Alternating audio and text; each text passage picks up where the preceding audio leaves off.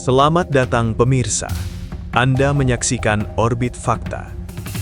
Dalam laporan kali ini, kami akan mengulas perkembangan terbaru di medan perang Ukraina, tepatnya di wilayah Zaporizhia, di mana serangan balasan sejak akhir Januari 2026 disebut berhasil mengubah ritme pertempuran. Untuk pertama kalinya sejak pertengahan 2024, muncul klaim bahwa Ukraina merebut lebih banyak wilayah dibandingkan Rusia dalam 1 bulan. Apakah ini sekadar pergeseran taktis sementara atau sinyal perubahan arah konflik yang lebih besar? Namun sebelum kita lanjut ke berita utama, pastikan Anda sudah menekan tombol like dan subscribe, agar tidak ketinggalan informasi penting dan fakta terbaru dari kami.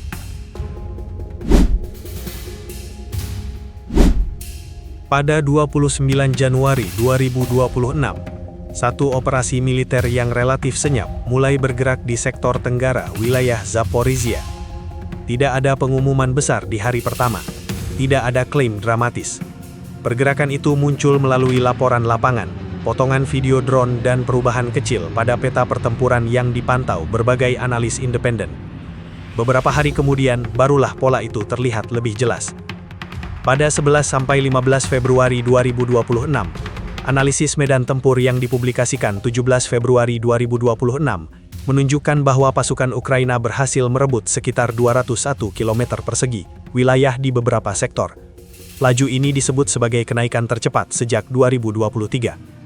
Angka tersebut bukan sekadar statistik, ia menunjukkan perubahan ritme yang sebelumnya stagnan selama berbulan-bulan. Momentum itu berlanjut. Pada 2 Maret 2026, markas militer Ukraina secara resmi mengumumkan bahwa 9 pemukiman di wilayah Zaporizhia telah direbut kembali sejak akhir Januari.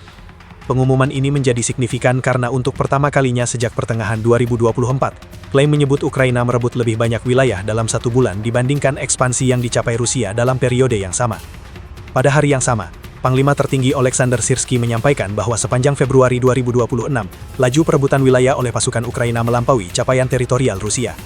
Data pemantau peta independen Deep State memperkirakan Rusia hanya memperoleh sekitar 126 km persegi selama Februari.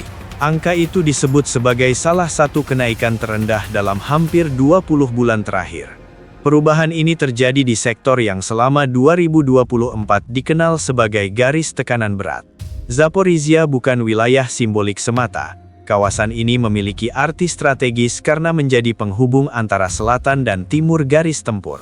Setiap perubahan kecil pada peta memengaruhi jarak suplai, posisi artileri, dan jangkauan drone pengintai. Sejak pertengahan 2024, dinamika di banyak front cenderung memperlihatkan tekanan bertahap dari pihak Rusia. Karena itu, laporan pada 2 Maret 2026 menandai momen berbeda. Bukan hanya karena jumlah pemukiman yang disebut, melainkan karena rasio perubahan wilayah yang berbalik arah dalam 1 bulan kalender. Operasi ini tidak digambarkan sebagai serangan besar berskala luas. Pergerakan dilakukan bertahap, memanfaatkan celah pertahanan dan mendorong garis kontak beberapa kilometer di titik-titik tertentu. Rekaman udara yang beredar menunjukkan posisi parit dan bangunan yang sebelumnya dikuasai pasukan Rusia, kini berada di bawah kendali unit Ukraina. Sementara itu, pada 29 Januari 2026, wilayah yang sama juga menjadi sasaran serangan drone jarak jauh yang dilaporkan menewaskan warga sipil. Peristiwa tersebut menggambarkan kontras situasi di lapangan. Di satu sisi, terdapat kemajuan taktis di garis depan, di sisi lain, serangan jarak jauh tetap berlangsung dan menekan wilayah belakang. Hingga 2 Maret 2026, peta Zaporizhia memperlihatkan pergeseran yang tidak terlihat sejak berbulan-bulan sebelumnya. 9 nama kecil yang sebelumnya jarang disebut, kini menjadi bagian dari dinamika perang yang lebih luas. Pergerakan ini membuka fase baru yang menuntut perhatian lebih dekat pada bagaimana tempo operasi berubah sejak akhir Januari dan bagaimana dampaknya terhadap keseluruhan front tenggara. Sejak 29 Januari 2026, operasi di sektor Tenggara tidak hanya ditentukan oleh pergerakan infanteri dan kendaraan lapis baja. Ada faktor lain yang mulai terlihat dalam laporan militer pada awal Maret. Pada 2 Maret 2026, pernyataan resmi dari militer Ukraina menyebut, bahwa sebagian unit Rusia di wilayah pendudukan mengalami gangguan pada sistem komunikasi berbasis satelit, yang biasa digunakan untuk koordinasi dan pengintaian drone. Akses jaringan satelit komersial selama ini memainkan peran penting dalam perang modern di Ukraina. Sistem tersebut memungkinkan transmisi data cepat, pengiriman koordinat target secara real-time, serta sinkronisasi antar unit dalam jarak jauh. Ketika gangguan terjadi, dampaknya tidak langsung terlihat di peta, tetapi terasa pada kecepatan respons dan presisi artileri. Laporan yang muncul pada 2 Maret 2026 menyebut bahwa hambatan konektivitas membuat sebagian posisi Rusia kesulitan menjaga kesadaran situasional. Dalam konteks garis depan yang padat drone pengintai, kehilangan stabilitas jaringan berarti keterlambatan menerima peringatan pergerakan lawan. Kondisi itu dapat menciptakan celah sementara yang dimanfaatkan pasukan penyerang. Antara 11 hingga 15 Februari 2026, ketika kemajuan wilayah mencapai sekitar 201 km persegi, sejumlah analis militer menilai bahwa tekanan dilakukan secara terkoordinasi pada titik yang relatif sempit. Bukan dengan serangan frontal besar, melainkan melalui kombinasi infiltrasi kecil, tembakan presisi, dan serangan artileri yang diarahkan pada posisi logistik.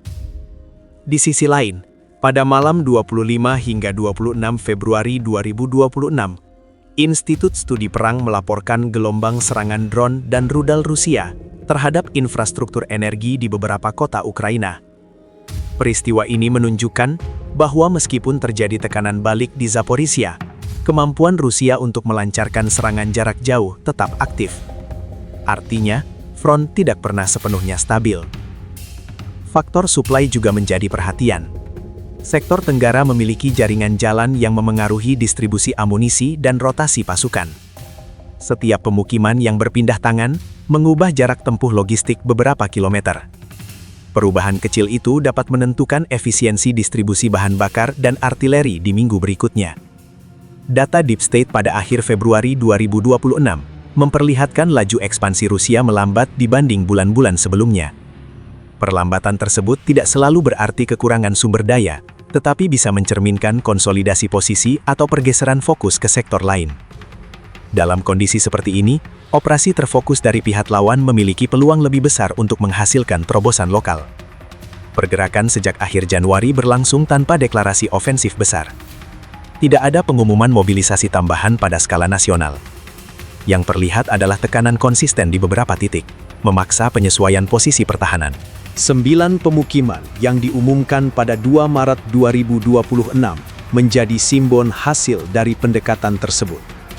Dinamika ini menegaskan bahwa perang di 2026 semakin dipengaruhi kombinasi teknologi komunikasi, presisi artileri, dan manuver terbatas yang dihitung secara detail.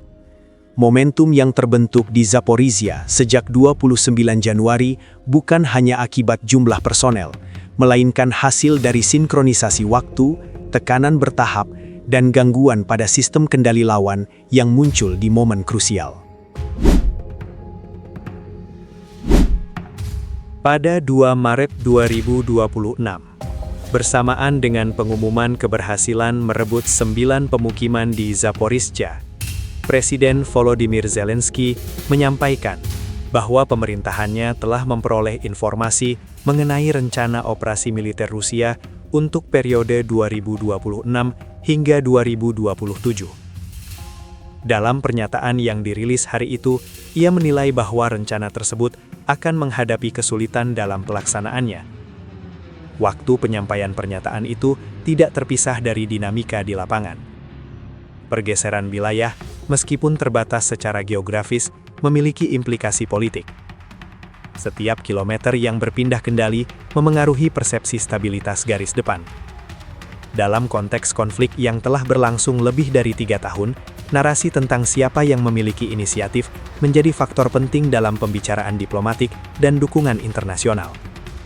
Sepanjang 2025, banyak laporan menyebutkan tekanan bertahap dari pihak Rusia di beberapa sektor timur. Karena itu, data Februari 2026 yang menunjukkan Ukraina merebut lebih banyak wilayah dibandingkan Rusia menjadi indikator perubahan pola sementara. Analis keamanan mencatat bahwa momentum seperti ini dapat memengaruhi kalkulasi strategi jangka menengah, terutama menjelang musim semi yang secara historis sering menjadi periode intensifikasi operasi darat. Pada 28 Februari 2026, analisis yang dipublikasikan oleh media independen menyebut bahwa tujuan operasi di perbatasan Zaporizhia dan Donetsk kemungkinan bukan sekedar memperluas garis, melainkan mengubah geometri front. Dengan menekan titik tertentu, pasukan Ukraina berupaya menciptakan ancaman terhadap jalur suplai yang menghubungkan beberapa posisi pertahanan Rusia. Pendekatan ini tidak selalu menghasilkan lonjakan wilayah besar, tetapi dapat memaksa redistribusi pasukan lawan. Sementara itu, laporan pada akhir Februari 2026 menunjukkan bahwa Rusia tetap mempertahankan kapasitas serangan jarak jauh dan rotasi unit di berbagai sektor. Tidak ada indikasi penghentian operasi secara luas. Hal ini menandakan bahwa perubahan di Zaporizhia belum tentu mencerminkan situasi keseluruhan front, melainkan perkembangan spesifik di satu kawasan strategis. Indikator berikutnya terletak pada respons militer setelah 2 Maret 2026. Jika Rusia mengirim cadangan tambahan ke sektor tersebut, maka garis depan bisa kembali stabil atau bahkan berbalik arah. Sebaliknya, jika tekanan berlanjut tanpa penguatan signifikan, ritme perebutan posisi dapat mempengaruhi konfigurasi pertahanan dalam beberapa minggu ke depan. Di tingkat internasional, perkembangan ini muncul ketika diskusi mengenai dukungan militer dan bantuan ekonomi terus berlangsung di berbagai ibu kota barat. Setiap laporan kemajuan lapangan menjadi bahan evaluasi bagi mitra Ukraina dalam menentukan keberlanjutan suplai persenjataan dan sistem pertahanan udara. Zaporizhia pada awal Maret 2026 menjadi contoh bagaimana perubahan taktis dapat berdampak pada narasi strategis. 9 pemukiman yang diumumkan bukan sekedar angka. Ia mencerminkan interaksi antara operasi militer, teknologi komunikasi, tempo suplai, dan kalkulasi politik. Perkembangan setelah tanggal tersebut akan menentukan apakah momentum yang terbentuk sejak 29 Januari 2026 menjadi pola baru dalam tahun berjalan, atau hanya fase sementara dalam konflik yang terus berubah arah. Perkembangan di Zaporizhia sejak 29 Januari 2026 menunjukkan bahwa dinamika perang dapat berubah dalam waktu relatif singkat. 9 pemukiman yang direbut kembali bukan hanya mencerminkan manuver di garis depan, tetapi juga menggambarkan bagaimana teknologi, logistik, dan momentum taktis saling berinteraksi dalam membentuk arah konflik. Laporan pada 2 Maret 2026 menjadi penanda bahwa peta pertempuran tetap cair dan tidak pernah sepenuhnya statis.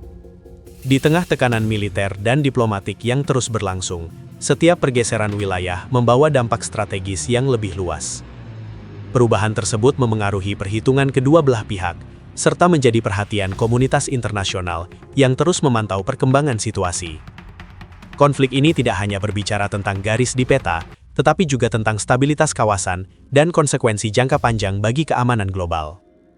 Kami akan terus menghadirkan analisa yang netral, berbasis data, dan mudah dipahami, agar Anda mendapatkan gambaran yang utuh mengenai peristiwa penting dunia.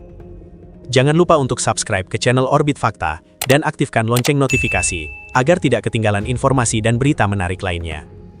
Orbit Fakta, fakta dari orbit, untuk seluruh dunia. Terima kasih telah menyaksikan. Sampai jumpa.